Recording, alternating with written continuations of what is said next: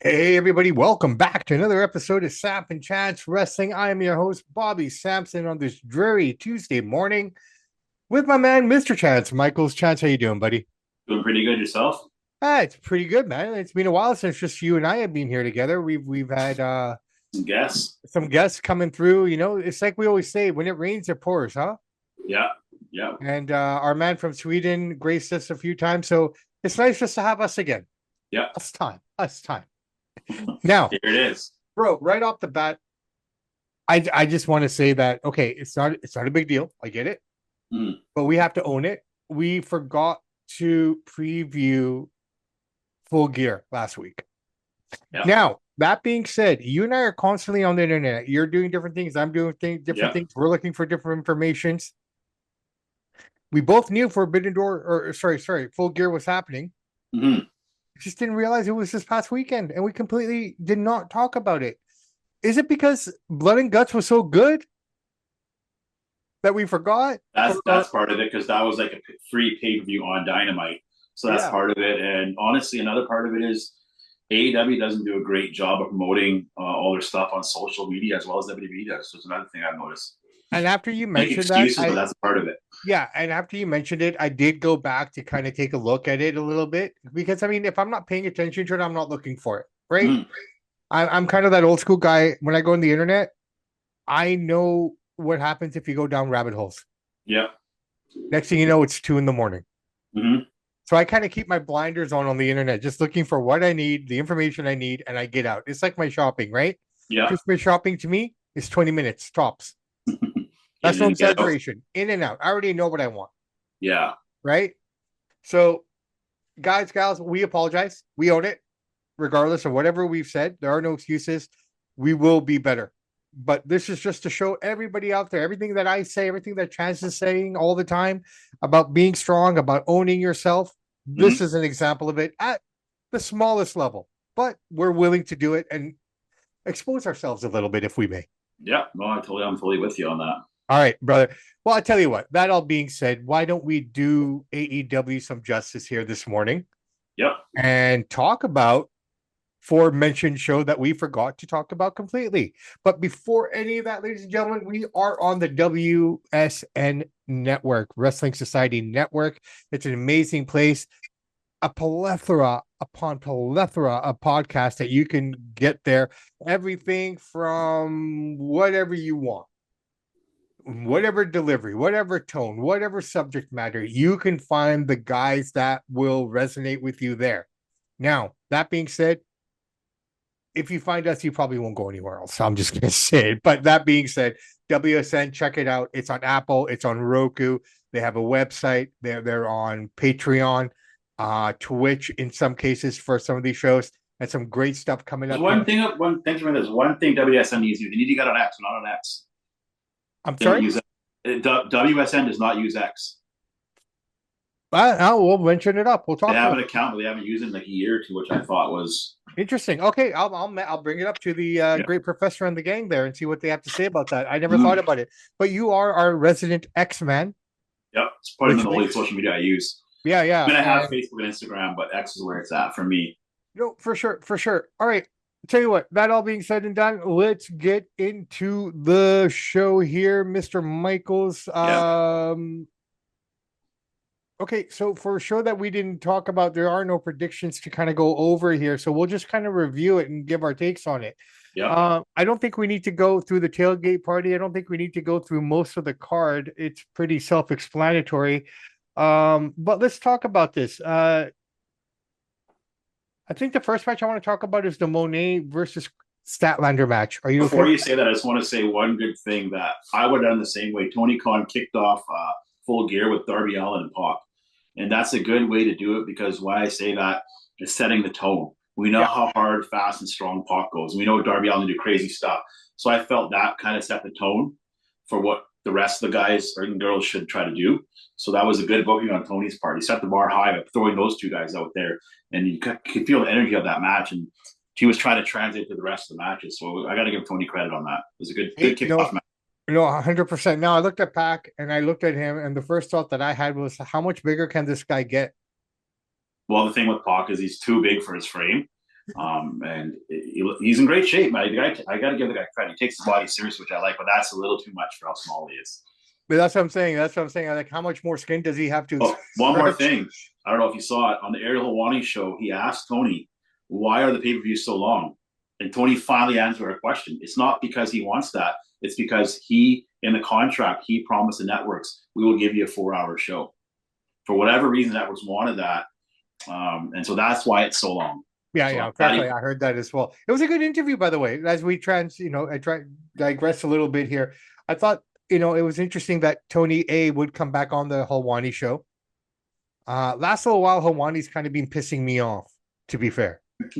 why? Uh, it's more related to the boxing side. People forget about Helwani. He tried to make it in, was it TNA, WWE kind of realm, and he didn't really get accepted in the wrestling world. So then he switched over to the MMA world where he started getting noticed and making it. And then he circled back to his first love, wrestling. And I pointed that out to him about 7, 8 years ago on X at the time, Twitter, and he blocked me for saying that. And the reason why Ariel Helwani blocked me for saying that, because it was true. And it's not a bad thing.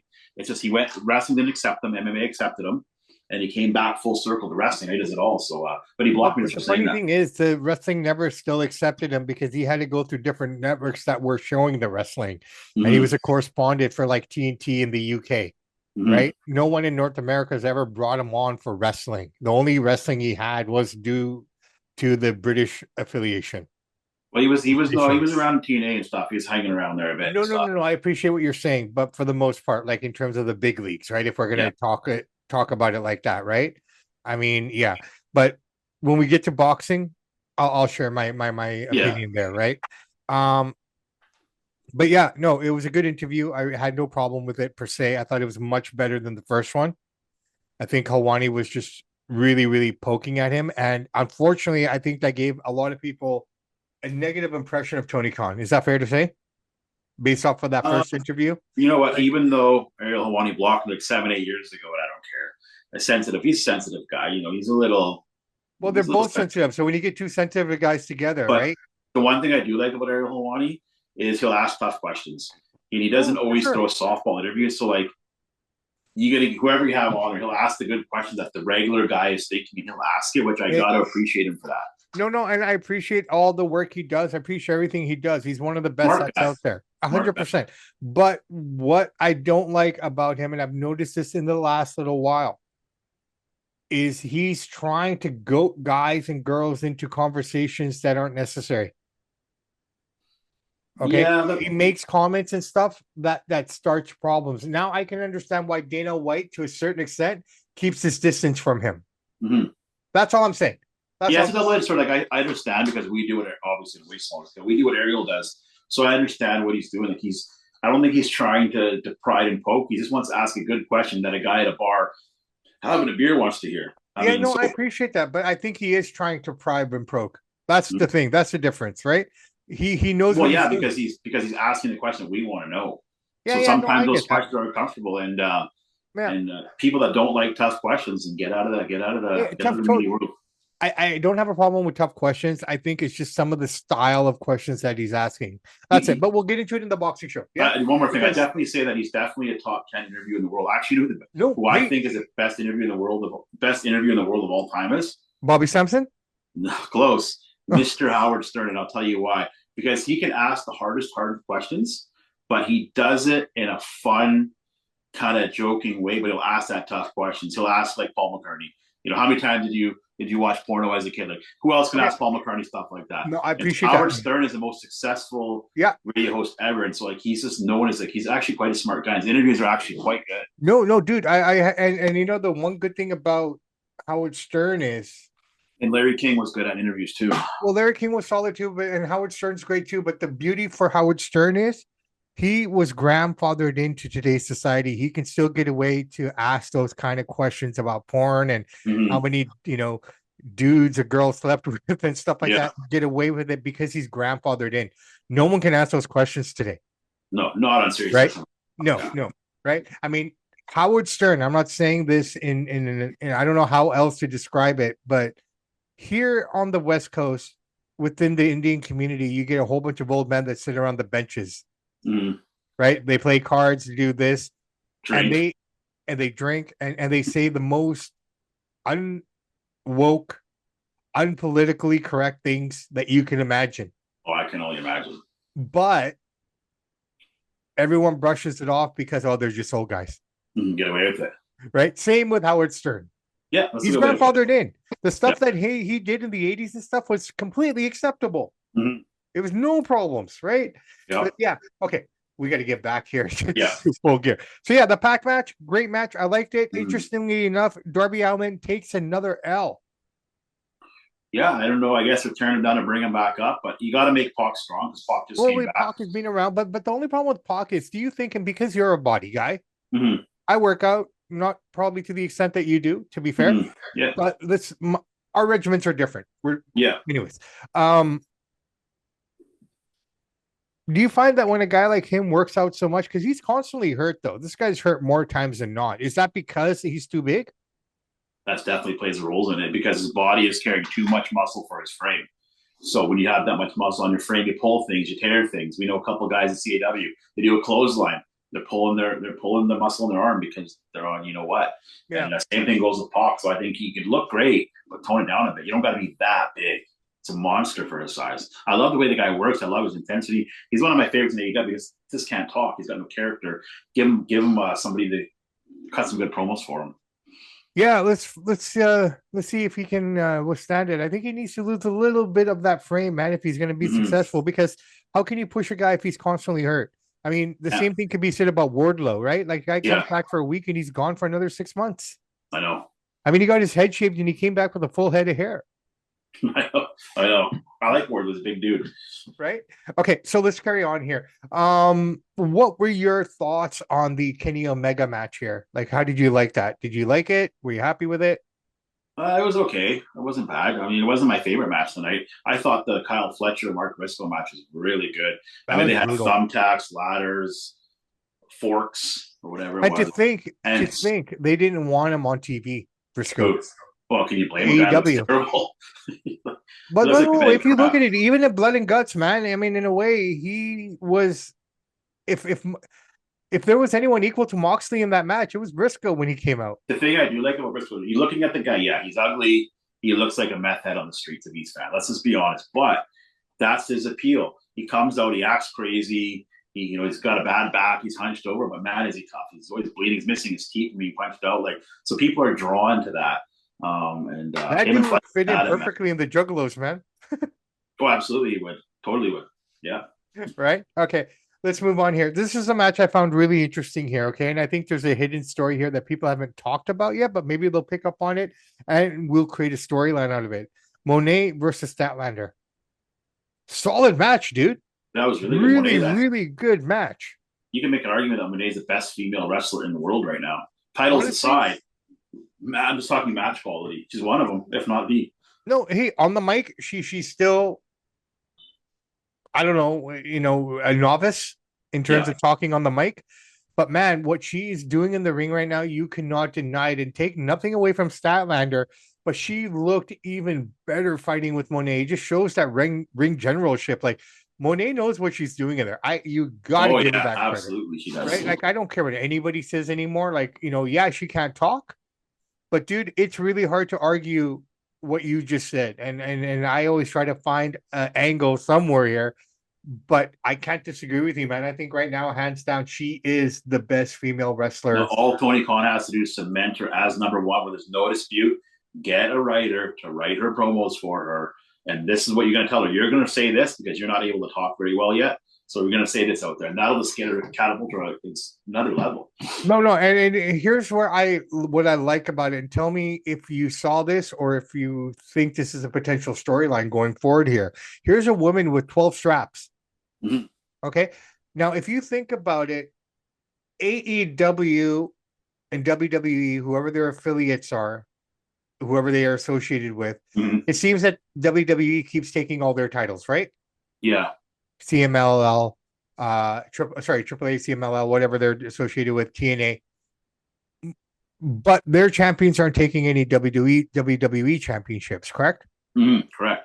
All right. Now, you got Mercedes Moné, who's basically captured every women's title on the indies. and any super indie promotion out there that's affiliated with AEW. She's won the minor title at AEW and TBS title, Yeah, but she can't win the big one. I think he's building to that. I think he's Well, it's building the interesting though story. because Tony Storm beat her.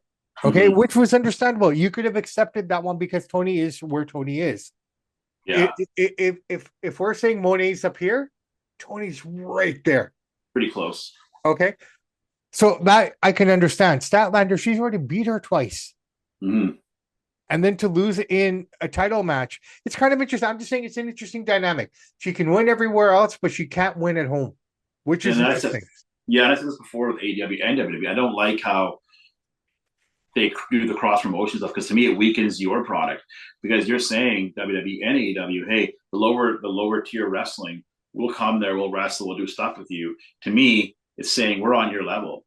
You're not going to see the NFL go take their. You're not going to see Joe Burrow go play in the XFL because you know what I mean, like so because NFL is the best. So WWE native is the best. I don't like all this ROH CML stuff personally. To me, it waters it down and I says we're appreciate it. all on the same playing field. Yeah, I don't like that. I get it. I get it. I get it completely. All right, let us move on here. Moxley against our man.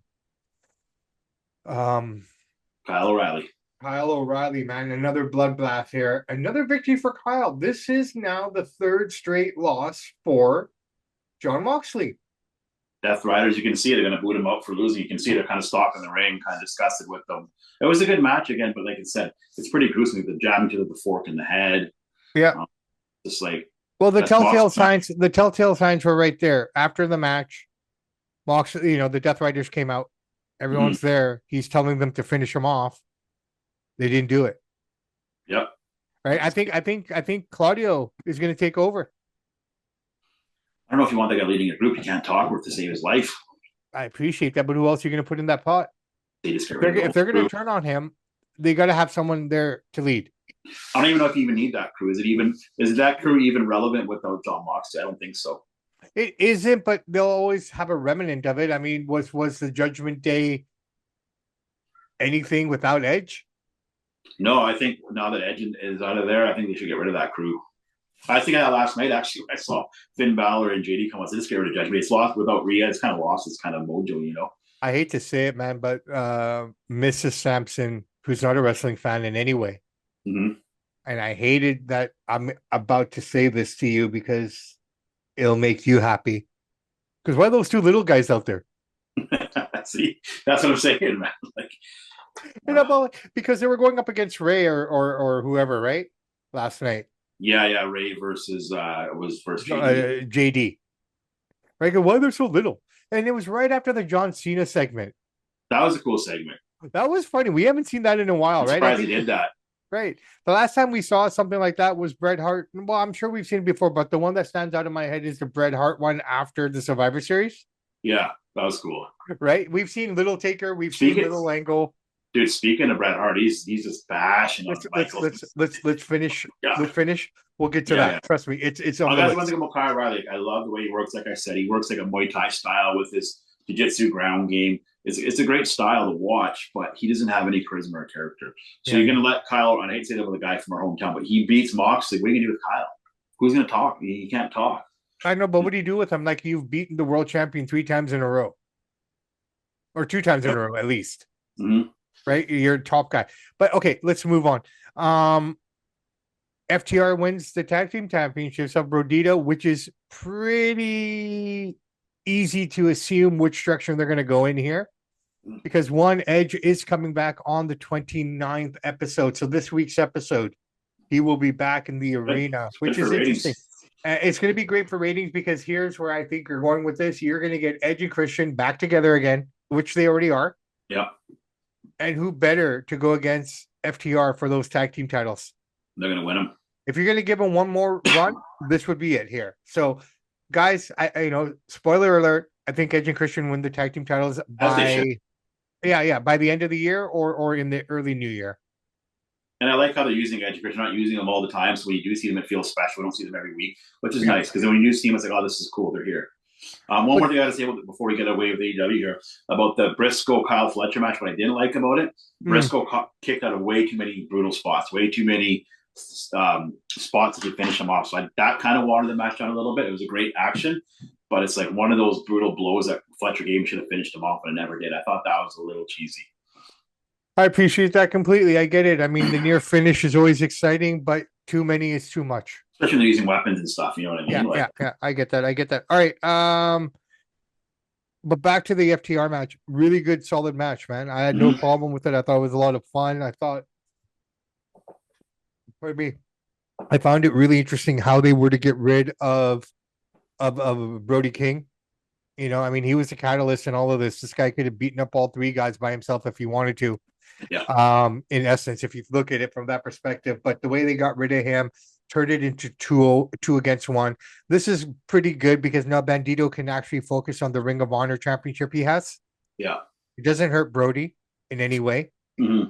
You know, I mean, if they do good by him, he's a big man they can really work with and market. The guy looks good. He's big. He's menacing, Yeah. and he can talk.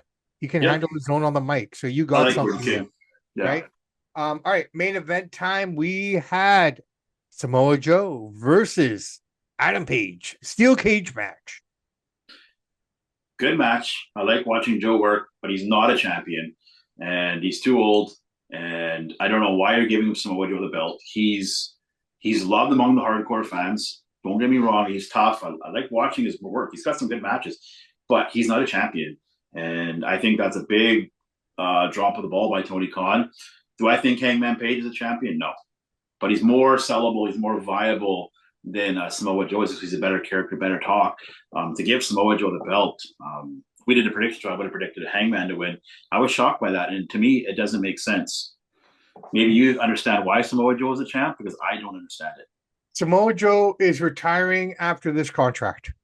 Okay. This is his final run. In 2026, we're going to lose AJ Styles. We're going to lose Samoa Joe. And I have a feeling this is just done to give him the title, which sets it up to put it back onto Swerve somehow. Because he returned last night. Mm-hmm. He returned at that show at the end. Yeah. Done really well. I liked how they did it. Mm-hmm. You know, even I was a little excited to see Swerve come back. And I get what you're saying. Maybe he's not championship material, but with the opposite background, I get it. But with who he has back there with him, Hook turning again. Yeah. Hook's back on that side again. And I thought it was kind of funny because every time Eddie Kingston makes a friend, why is that guy becoming heel then? Is Eddie Kingston so vile that people want to become a heel and a bad guy? And here's the difference between Tony Khan and Vince McMahon. Yo, Ric Flair retired. McMahon didn't give him a belt because he's retiring. There's no reason to give the guy a belt. You deserve it, or because you're hot and the crowd wants you. Yeah. Samoa Joe is not going to add even 5 more eyeballs to the screen because he's champion. The people that watch AEW, they love it that he's champ. I like the guy. Don't get me wrong, but he should not have the belt. I get that. He never got it. So much young talent, Tony, that you have. Why? Why, Tony? He never got it in New York. Yeah. Right? And that's one of the reasons. And that's one of the reasons he left. No, I get it, but he's not a McMahon knew it. This guy's not a champ. Yeah, yeah. And so I get that perspective completely. I get it. But I hate saying because I do. You get some great matches in TNA, and I'm a fan of his in-ring work, and he's a good mid-card guy, but he's not the guy you want to have in the belt. I appreciate that, but the other question I have here is, why keep putting the belt on Page if you have no faith in him as a champion? This is the second time that they put it on him and took it off him within a month. I totally agree. There's so much young talent up there that you can be pushing up the line. You don't need a 46-year-old Samoa Joe with the belt. This is no need for it.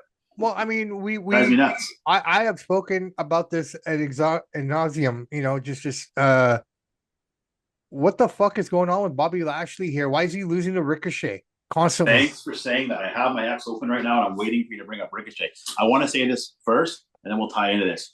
Well, this is Ricochet after the Bobby Lashley match, okay? This is a back and forth we had with Jim Cornette. I'm not going to read everything they said, but I'm going to read you Ricochet first, and then I put it on X, retweeted what Jim Cornette said back to Ricochet is absolutely brilliant. He totally cooked him. Here we go, okay? No, basically, to sum it up, Jim Cornette was saying too many guys are hurting AEW because it's flippy, floppy gymnastics, not real wrestling. That's kind of what Jim was saying. Here was Ricochet's rebuttal to that.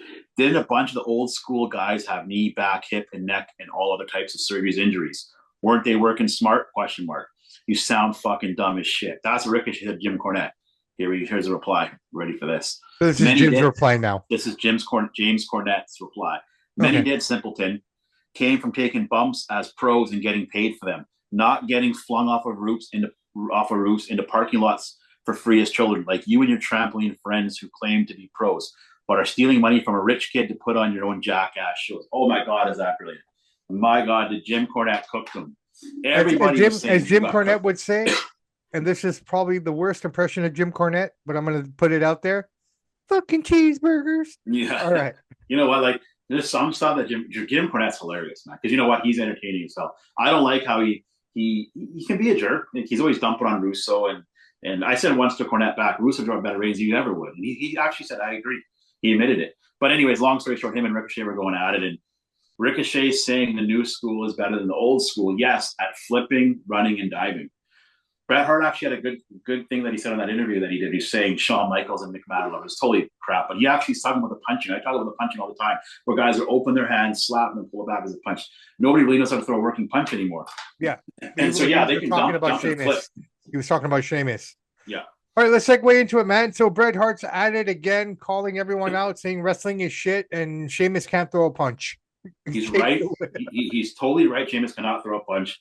He throws a mamby-pamby punch. He's a big, strong guy. Take some boxing lessons. Learn how to throw a punch. I always, as much as I dump on him, Sami Zayn knows how to throw a great working punch. He really does.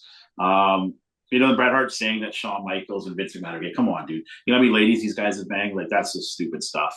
But the thing I don't like about Bret Hart, and I said this prior to the Hall of Fame, I understand what Triple H is thinking in Shawn Michaels. They're trying to be cool. So what way to be cool? We'll induct Bret Hart into the Hall of Fame for a match. He had Stone Cold. Not even a top 5 match of all time. And so as soon as Bret gets into the Hall of Fame, you saw Triple H walked up to him in Stone Cold. Bret shook his hand. He kind of gave him a dirty look. And now he's bashing the guy like crazy, calling him an idiot. And Triple H and Shawn Michaels, they can't get out of their own way. I would have told them, guys, as soon as you put him in here, you're going to start dogging you. He doesn't like you guys. He never will. This is what it is. I appreciate that. But you know what, though? The way that's going off, and, you know, it kind of sucks because we're Canadians. Okay? And it sucks for me to be saying these things, honestly, because Bret is a big part of my wrestling journey. Is Bret your favorite Canadian wrestler of all time? By default, because of the fact that he was the one that I saw first. So is Bret your favorite? I would have to say so, yeah. Like a nostalgic favorite. You know what I mean? Yeah. I mean, if I'm looking at other talents and stuff, I might put Kenny Omega above him. I put Jericho above him. You know what I mean? But because I was a little kid. Yeah. I was legit little kid at that time, and that's who I saw first. It wasn't Hogan. Funny, you know what's funny? I always like Jim Gamble and I heard better than Bret in the tag. Maybe it's because he grabs his beard and how strong he was. Yeah. I get that. I know Bret's better, but I'm saying I like Jim Gamble. You know what? Now that I've always been attracted, and this is not you know what I mean. But you've always been a body guy. Mm-hmm. You're a body guy first. I get that all the time. Yeah. Right? I'll say one thing here, dude. Looking at it overall, I was thinking the other day because we got some interviews coming up with people associated with Chris Jericho, and I've been thinking about it. And we always say, if you ask 90% of the wrestling guys, they'll say Bret Hart is the greatest Canadian wrestler of all time, and that's fair. I don't disagree. But I'm thinking to myself as I'm doing more research on Jericho, why is Jericho? I think Jericho has had a better career. It's been more successful. He's lasted longer. He's reinvented himself. Bret never reinvented himself, really. I mean, he went to face Bret heel, but how many times has Chris Jericho reinvented himself? Look, and that's a given. The only two guys in the industry, in my opinion, that can do that and have done it successfully, continuously, are The Undertaker, while he was active, and Jericho, who is still active. I mean, the amount of times that these two guys have gone back to the board and come back with something different, and it's stuck. Well, you heard Jericho come out in 95, so he's been going for 30 years. Bret didn't go for 30 years. No, but that's what I'm saying. It's like Strong Cena. We always talk about The Rock, and we talk about, Stone Cold, and even Hogan to a certain extent, okay? Well, Hogan reinvented himself big time when he went to I appreciate that, but what I'm saying in terms of runs. Yeah. Okay, you look at Stone Cold, you look at The Rock, their run was no more than 3 to 4 years. Right? Cena held that spot that those two shared. It took 2 of them to hold that spot. Let's just be honest. I don't care. Yeah. Okay, Stone Cold and The Rock shared that number 1 spot. Yeah. Right? And the thing I like about Jericho is like he's always, even if it doesn't always hit, he's always trying to be creative, right? So he does switches things up. The list. He has all these crazy looks, crazy gimmicks. Dude, He's think got a about it. He Fozzy came back with the band. He's got short all these hair. He different came back bands. with the list. He came back with everything, right? And then in WC AEW, yeah, Jericho, the Lion King, the Omega, the Alpha. You know what I mean? Like he Mm, constantly reinvents himself. The Jericho Appreciation Society, the yep. Learning Tree. Like how many more gimmicks can this guy come up with that work? And if you actually listen to a Jericho interview, he's actually very, very sharp, very, very smart. He Comes gets it, man. across way, He gets way it. better than Brett. Yeah. I get it. He's annoying, and I think a lot of people look at him and go, "Okay," and you said it too, like, "Okay, pack it up, pack it up." Yeah, he needs to pack it up. So you see, he's very. I love Chris Jericho. It's one of my favorites Well, from look, Canada. I But think he's coming he's home. definitely got to bring it home. So he's too slow now. I hate to say it, but I think he's coming home. Mm-hmm. His contract expires. I see him being a surprise entrant in the Royal Rumble. I Mm-hmm. wouldn't be surprised if he gets inducted into the Hall of Fame this year too. I think so. He definitely deserves it. Right? No, obviously he's going to get in, but I almost have a feeling that this will be the swan song. Yeah. You know, he's signing a contract to come back for a couple more spots and maybe a Hall of Fame induction, and then he'll take off again. Mm-hmm. Right? You know, so that's what I expect. And very successful outside of wrestling. His music career is like, not everybody likes the band Fozzy, but man, he's doing very successful in that circuit. You don't have to like his music. You don't have to like the man, but the man is doing everything that we say. Keep working hard, keep trying. He's not giving up. He doesn't need to do any of this anymore. Mm-hmm. He can sit back comfortably now if he really wanted to. Oh, right? Rich. So the fact his podcast is pretty good too, because it's not just a wrestling podcast. We'll have Paul Stanley on from Case, Gene Simmons. It's multifaceted. Cool. It's beautiful. It's beautiful. Okay, look, I think we pretty much covered the show. Not in detail. There's not much else we can say. But I mean, it was a good show. Looking forward to Dynamite this week. What day is it today? It's the 25th. So this for Saturday, I think he comes back. What comes back? Edge on Collision. Yeah, they're saying Collision. Okay. Yeah, so the show that nobody watches is where he returns. That idea, maybe get a few 100,000 people to watch it, so it's not. Well, then you know what? I guess they need to advertise it better. Like, obviously, I seen it, I know it's happening, but they need to pump it up. I didn't even know he was coming on Collision. I would have guessed Dynamite. That's what I mean. They don't really always promote. There you go. Properly. There you go. Thankfully, I have the calendar in front of me. I can count down the days, right? Yeah. So we're good there. All right, listen, we have Survivor Series Petco Field in San Diego this Saturday. Now, it seems like the baseball fields seem to be holding the Royal Rumbles now, eh? Mm-hmm. We fit a lot of people in there. Well, yeah, it looks good, and it's fine. And it seems to be like a West Coast event if you're going to do it in baseball stadiums. Exactly. Right? So it's kind of cool from that perspective. I mean, we got it here in Vancouver, and then I guess after that in Arizona, they've done it as well. So outside of Vancouver, the rest of them have all been stadiums. Mm-hmm. So interesting. All right. We got basically 4 matches here, man. Yeah, it's going to be, the War Games will probably be 1 hour each. Men's well, they'll be 1 hour each. That's 2 hours right there with the fillers, this and that, the little promos and everything they're going to do. Mm-hmm. So I think we're looking at it about a 3-hour show here. Yeah, right. I asked Professor Bear this question, and I'm going to ask you before we get into it, okay? Mm-hmm. I got the cards up here. Who is the luckiest wrestler in WWE right now? Male or female? Male.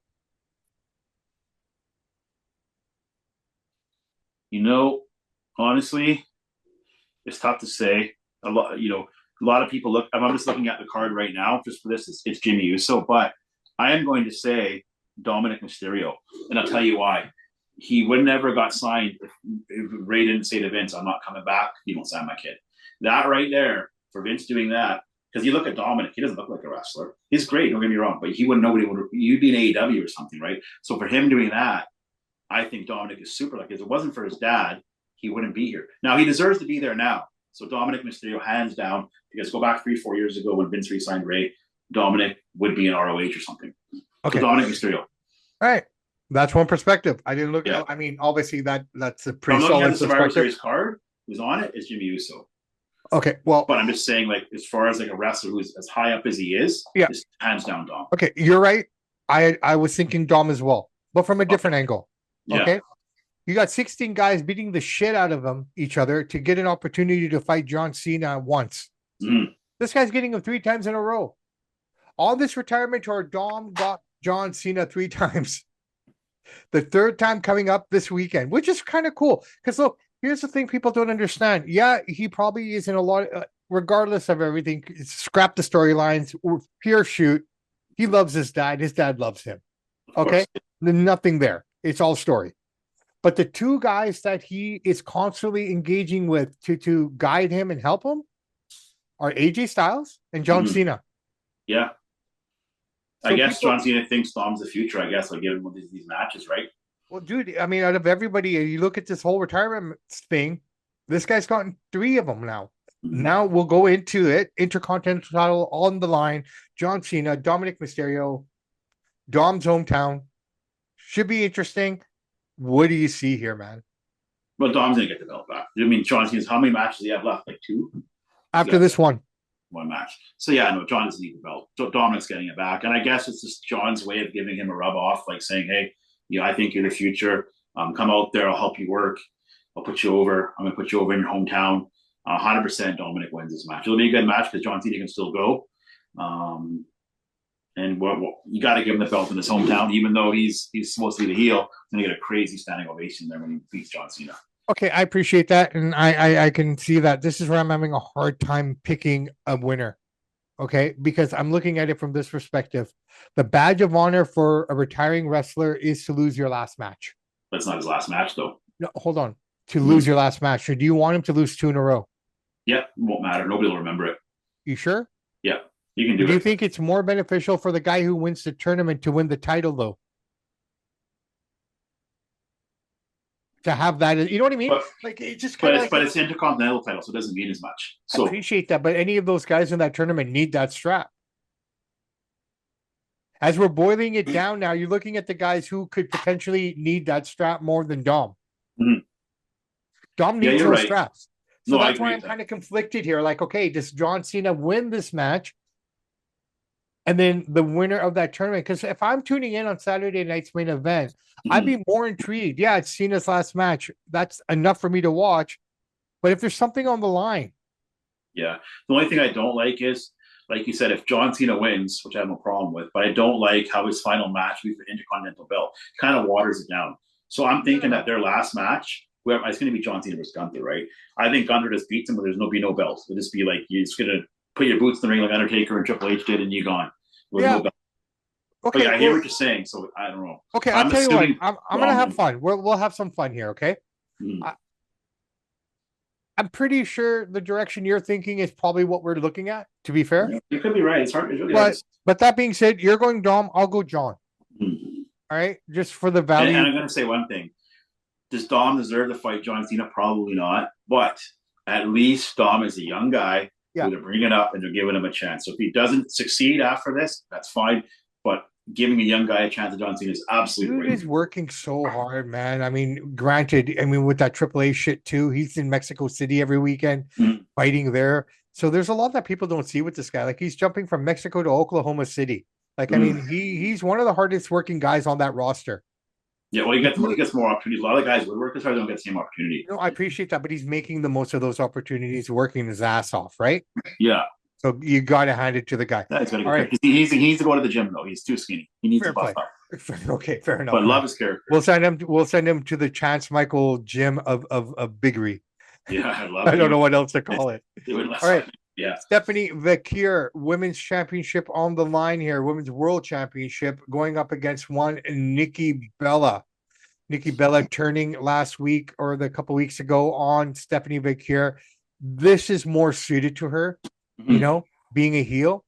But even as a heel, you could tell the difference from her generation to this generation's work. Nothing against Nikki Bella. She just looks too bubblegum for me. I'm sorry to say. Just the way she's talking, just her comments kind of makes me, and I don't condone this, please don't, cut this up and make it worse, but man, makes me want to push her in a pool or something. Because her voice is just too cringy. Your thoughts? So Nikki Bella is already 42. She looks great for her age. No, she looks amazing for 42. Yeah, and having a kid. Yeah, so I get what you're saying about her character. That's her character, the bubbly, pretty, too cool for school kind of girl. I get she's playing it well. Yeah. But the fact that 40, I'm saying it means she's doing it well, right? Yeah, so at 42, I don't see her taking the belt. She doesn't need the belt. No, she doesn't. You keep it on Stephanie Vacquier, is literally 10 years younger than her. Yeah. It should be a good matchup because Nikki's still athletic. So she's athletic, but you can honestly see the difference in how these girls are today from where she is. She's still not there. I hate to say, I don't care if 42 or not. I don't mean that in any disrespect, but man, she can't go with these girls. Not the way No, they she do. never was the top. Like she was always had a good look in the character, and she's been known to be John Cena's woman, but she never was a top, like actually in ring wrestler. And now she's 10 years older, right? Yeah, So no, I definitely mean, the character keeps the belt. yeah, okay. I'm in agreement here with you too. Stephanie walks away with it. All right. So, dude, those are the only two other matches on this card. We're going straight into the War Games. So, why don't we start with the women's one? Okay. On the Sure. side, we got AJ Lee, Rhea Ripley, Io Sky, Alexa Bliss, Charlotte Flair going against Becky Lynch, Asuka, Kari, Naya, and Lash. Tough one to call, to be honest with you, man. I don't know how they're gonna. You could really go either way with it, and you couldn't be wrong. I mean, however you book it. I mean, I I am don't know. going on the face side here because of the element of Becky Lynch. Now, if you watched Raw last night, people, Becky came out, she cut a promo, everyone came out. All, the Kabuki Warriors, Legend, and Nia Jax came out. Mhm. Now, in typical beautiful Becky Lynch style, I love it. It can be very annoying Mhm. how she comes across, but she's doing a great job. Okay. She put herself over with everyone on her team. Yep, I saw that. She said that I'm the one who made this team. She had nothing to do with it. I know. So that might potentially be the catalyst, the downfall to this team is her ego. If that's what they're kind of planting in our minds, in my mind, anyways. Could be. Yeah, Right? could. You look at the other side, the only catalyst here for me would be Charlotte Flair and Rhea. They're getting along right now, but what if he turns on her in that match? So this is the kind of, Somebody's turning on somebody in this match. well, here's the other Something's thing. got to happen. Io Sky has Yeah. been in every single female War Games match that they've ever done. She's been Yeah. in every single one. Wow. Right? Yeah, I mean, if I had to make a pick, like what should I do? Rhea, Io Sky, Alexa Bliss, Charlotte Flair, but something will happen. I think on the face and heel side, where we'll see some storylines coming out of this match. Somebody won't tag, somebody won't help them out, let them get beat up. Something will happen where we're going to start seeing some. Well, with all due respect, but there's no tags in this match. But you know what I mean? Like, no one. Yeah. But yeah. Look, I'm going to go with the girls. I'm going with Team Rhea. I just think it's a safe bet. I think the one dark horse in this one that no one's really thinking about is Lash Legend. Okay. Watch out for Nia Jax. She gets pissed off and start reading some blocks. Well, dude, honestly, Nia Jax as well, but Lash Legend, if you looked at what happened last night when they all kind of paired off, Lash easily took care of Io. Yeah. And she took care of Rhea. Mm-hmm. Like this woman's like, a one-woman wrecking crew right now. She literally destroyed everybody in that ring last night by herself. Yeah, it's going to be a good match. I mean, it's 50-50 here, but probably give it to Rhea's team and Charlotte. But I think if we're going to give the fans something to cheer about, this would be this one, because I think the next one, there is not going to be the outcome that people want it to be. And I will get into it right now. We're looking at the men's War Game match. CM Punk, Cody Rhodes, Roman Reigns, and the brothers Uso versus Brock Lesnar, Drew McIntyre, your buddy Logan Paul, and the Brawns, Breaker and Bronson. Look, if this was a real fight, Brock alone beat the shit out of everyone by himself, right? Yeah. The other four guys could go and have a cup of coffee and watch in the stands if they wanted to with a box of popcorn. Okay, I'm going to make my prediction right away. This is really Team Brock and those guys to lose. I think the only reason Jimmy Uso's in the match is because he's the one who's going to get pinned. You think they're going to pin Uso? I think it might be too obvious. Well, I mean, if you can't, I mean, you could. Braun could. I mean, there's so many different ways you could go here. I get it. Now that I'm looking at it, if you look at storylines going forward, if we're looking at a Braun Breaker versus CM Punk, that makes sense. You could get Punk losing. right? To set that up, make Well, give I it a think bit I more think the way sizzle. it was, I think you get Logan to pin CM Punk. They already got the heat. They were going to build a story off that. How But, yeah, no, 100%. the Yeah, if we're reason why I looking, say you get Logan to pin Punk is yeah, because two things here. If you're going to put over the heel team, who's the number one heel in the world? Logan Paul. no, Who is no, most Gary. hated by these people? Logan Paul. Who is most loved by these people? CM Punk. If you get Logan Paul to pin Punk, the internet's going to go nuts. You roll into Raw with an amazing storyline, and these two guys go at the complete opposites in life. Well, I mean, you're right. You're right. This could set up a match between those two. That's the first so logical there's a lot of different program, ways right? you can go at it. Yeah, you're right. Because I'm thinking about it now in my own mind as you were talking. Breaker, Breaker, Punk would probably be better for Mania. I don't even think you're going to see that. I think what you're going to see here, there'll be a point in this match. I don't know how they lay it out, where you'll see some dissension between Brock and Braun. And you're going to see it. They might not hit each other. They might stare each other down. It might be a weird thing. Something will happen. But I don't think you're ever going to see Braun versus Punk because, honestly, Punk is held together by glue. There's no point in him wrestling. I get it. But put it this way. Look at it this way. Say, hypothetically, now I'm thinking, man, now the fucking cogs are going in my head. Logan beats Punk, becomes champion, and then the Vision turns on him. Well, you don't even have to have Logan become champion. You just have to have him pin him. No. I'm saying going forward. Yeah. In the future. Yeah. I wouldn't mind seeing Logan as a face. I like to see what he looks like as a face. Eventually he will. But this could be an opportunity to do that. If I think he's such a good heel, I don't think they want to mess with it. Well, he's so hated. It's hard to get that natural. He just walks in there, they're booing the crap out of him. It's hard to get that heat. I get it, but at the same time, and like with as Dominic, loudly as they boo for him, they'll love him. Look, basically, in my opinion, if I look at wrestling going forward and for 2026, one of these two guys has to become a face, either Dom or Logan. And I'll tell you why it'll be Dom, because number one, Dom is he's loved by everybody, even though we boo him. But the Paul brothers are really hated. And that's a genuine hate, especially in the wrestling world, right? A lot of these guys, and even the guys that I work with, they'll sit there and say, oh, he's a YouTuber. What do you mean he's a YouTuber? He works 4 or 5 days a week in the ring, and he lifts weights like crazy.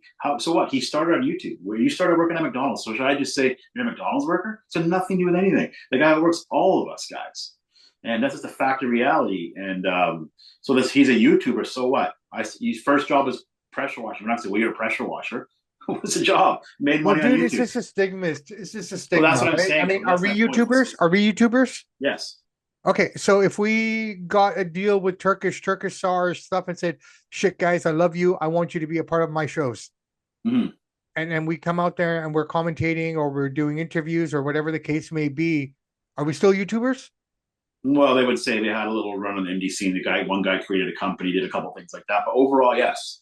Yeah, that's it. Right. And there's not a shame in saying Ariel Halwani a YouTuber? Somewhat. There you go. So why just label? And I'm look, you know, because he's so hated. They're trying to talk. No, I get it, but here I am. I'm defending these brothers now. Mm-hmm. Okay, as far as Logan goes, look, I separate him. I still don't condone some of the things he's done. Mm-hmm. Just not a fan of it. I'm sorry. It's just it is what it is. You can't change that. Okay. Yeah. But the fact that he's embraced something that I love, that I appreciate, that I respect, he's not made it a joke. He's taken it seriously. You look at what he looked like when he fought Floyd to what his body symmetry is now. He's gained more muscle. He's gotten bigger. He's filling the role. It's not a lack of his side at all. He wants to be there full time. Oh, yeah. They're not using him. They're not making it happen. If he had his way, he'd be there all the time. When he said he's committed to wrestling, he realizes what it is. He gets it. But you know what? Even if he wasn't committed, you want to be a part-timer, so what? You know, who cares? When he's out there, he does it better than 95% of the people that do it. And to me, I'm glad that he's there full-time, but if he was a part-timer, people are offended by that. Because a lot of the wrestling partners, they hold wrestling so dear to them. It's like a warm blanket for them. So here you see this guy with so much talent, good-looking, smart, prime successful, makes a ton of money. They hate on him when we should be embracing that he's this talented and he's an inspiration to anybody. And so is his brother, that you can just be a regular guy like they supposedly were. And if you work your butt off, you can make the WWE, you can make pro boxing, but you got to put in the work. And that's an inspiration for anybody, but people use it against them, which is totally crazy to me. So to come full circle, the reason why you'll see Dom before Logan, because Logan's really, really hated. Dom's actually loved. We boom this because it's part of the show, but Logan is legitimately hated, and he will be. But with no disrespect, to the wrestling community out there, man, our community can flip on a dime. Oh hell yeah, that's true too. So for a guy who's literally, he could come in, and we saw this firsthand at WrestleMania between Bret Hart and Stone Cold, right? Who came in being booed like nobody's business at the beginning of that match? Of what? Stone Cold and Austin. I don't even remember, to be honest. Sorry, Stone Cold and Bret. I would have guessed Stone Cold, but I don't know. Stone Cold was the heel going into the match. Bret was the beloved one, okay? But happened to Hogan and Rock too. No, I get that. But at the end of that match, legitimately, without saying anything, without doing anything, verbally, Bret left as the villain. Right? Yeah. So it just shows how fickle people are. Well, it's funny, dude, before we move on from this. Yeah. I'll put the Logan and Jake Paul thing to the test. The next time you're on that main event roundtable, ask you what you think of Logan Paul. All those guys will dog him. Tomorrow on the boxing show, I'll say, hey guys, what do you think of Jake Paul? They'll all dog him. And this is what I mean. Paul's hate is real, and that's why he's such a good heel. Because he makes people hate him. Look, this is one of the best teams you're ever going to see on paper. Because I went back and looked at all the best Survivor Series teams before this. This is definitely a top 5 team. Yeah. I would switch out Drew and put an Austin Theory in there personally because he's younger, but this is scary. Brock, Braun, Bronson, and Drew. Those are 4 of the toughest guys around. Brock fell last night. Yeah, everybody's trying to mock. This is another thing about this community, man. They're such fickle people. So yeah, he slipped. He's wearing cowboy boots. The floor is slippery. If you ever wear boots on like those kind of floors, it's slippery. So you went to throw a kick, you slip, but people are dogging him for it. It happens. I'm not dogging him at all, because what I loved about Brock is how he's able to incorporate it into exactly what he's doing. Yeah. Is there a moment of foolishness that he's feeling? Maybe. Yeah. But the way he played it off, okay? Yeah. He did that little playful little roll. Yeah, he played it well. And he picked up and he put the hat on Bronson. Mm-hmm. I don't think he would have done it otherwise if that didn't happen. He wouldn't have. No, he played it well. It's just slippery. But he played it well. He made it sound like you wear dress shoes on a dance floor. They're slippery. You're going to slip. He's kicking his leg. He fell back. And it's crazy when he gathered all the boys together around him. Mm-hmm. Right? They realized he's the man. Yeah. Even Drew had to look at him and go, yeah. You know what I mean? That's a ring general right there. I don't care what anybody says, right? This is definitely one of the better Survivor Series teams you're ever going to see right here. The talent on the heel side is through the roof. All right, so I'm going the Brock team. You? Yeah, because you're not going to have both heel teams win. So if we think the ladies are going to win the face side, then definitely win. Who's the final one standing? That's the hard part to call. I think Jimmy's going to be the sacrificial lamb here if they're playing it safe. Think so? I think so. That's why. What else would you have him in there? You need another guy. I don't know. You could have had anyone else in there. There's so many other guys. I think if you get Jimmy pinned to lose, I think you waste that match because the guy is pretty much useless in storylines for like a main storyline. So I get it, but if you're trying to protect the other 4, but then you have no storyline out of this match. It's already beat up the weak link. Well, who cares? To be completely honest, man, I'd rather have seen, and I know he's not ready to come back, but this would have been a great match if the werewolf Jacob Fatu was in here. Yeah. I just think that you want to build a storyline going forward for WrestleMania. So I don't know who you pinned personally. Logan pinned CM Punk. I said this last night as well with Professor Bear, and I'm going to say it here as well. Everyone says that the road to WrestleMania starts after the Royal Rumble. Mm-hmm. I believe it actually starts here. Yeah. Okay, so whatever we're going to start to see going towards the Royal Rumble will start to be built from here onwards. Yeah. So whatever happens off of the show will give us somewhat of an idea, a working framework of what to expect for the next 4 to 5 months. They put together one of the best Survivor Series teams of all time. Yeah, you got Team Angle, you got Hogan's team. They're probably, you could say that teams are better. It's arguable, but you have such a good team you put together here. Don't waste this match by having Jimmy Uso be pinned because this match means nothing. Then you need to have somebody, even if CM Punk's team's gonna win, have somebody pin somebody where you can go with an angle going forward with it. Don't waste with Jimmy Uso because he's pretty much irrelevant now. Okay, so here's the That's my pick. question. We got 4 matches. We got 2 girl matches and 2 guy matches, in Yeah. essence. Mhm. How do you think they should go? Example, do we start with the women's match, Cena, then end with the girls, and then go right into the men's? I always start with the women's match right away because you know they're going to work hard. They're going to set the tone, Yeah. and you get to see the War Games match to start it off, and then you can go with Dom, and then you can And then you got to hit with the men's War Games. What do you think? that's what I'm saying. So do you put like Bookend it. but do Girls you start, right, men right, finish. but do you put Cena Dom in the dreaded number 2 match that Jericho hates? Or do Number you two, give number him number three. 3? Where do these balloons come from? I don't know. Number 3. Wow, that's pretty cool. Balloons. Mhm.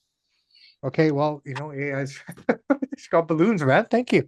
I just hope like whoever's going to win, they make a good angle out of it. No, And definitely. you're gonna see on the male side. I think you're gonna see Brock and Braun kind of stare each other down, kind of like there'll be a moment where they both want to do a move and look at each other like, you know what I mean? Because you got to have Brock put over Braun eventually. Because Braun's No, gonna be no, the no. next I big get that. snooze. If we're looking at Mania, like I said, this is where we start to plant the seeds for Mania, right? So let's see where it all plays out. If you really want to get the internet buzzing, and you really want to create a stir for Raw, you want to get Yeah. big ratings, Logan pin CM Punk, and the internet will go nuts. No, done.